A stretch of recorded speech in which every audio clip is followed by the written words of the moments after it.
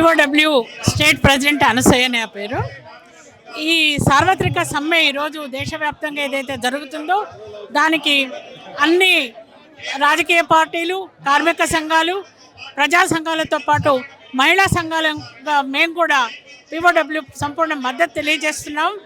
ఇది ఈ లేబర్ కోడ్లు ఏవైతే 29 హక్కులు మనం శతాబ్దాల తరబడి పోరాడి సాధించుకున్నటువంటి హక్కులని నేల రాసి ఈరోజు 4 లేబర్ కోడ్లను ఏవైతే తెచ్చిండ్రో దీనివల్ల కార్మికులు తీవ్రంగా నష్టపోతారు.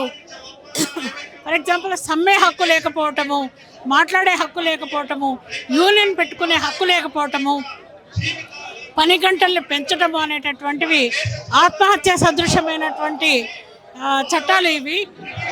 మోడీ మొదటిసారి వచ్చినప్పటి నుంచే మెల్లమెల్లగా అనేక చీకటి చట్టాలని తీసుకురావడం, ప్రజా వ్యతిరేక చట్టాలను తీసుకురావడం జరుగుతుంది. ఈ పద్ధతి మానుకోవాలి.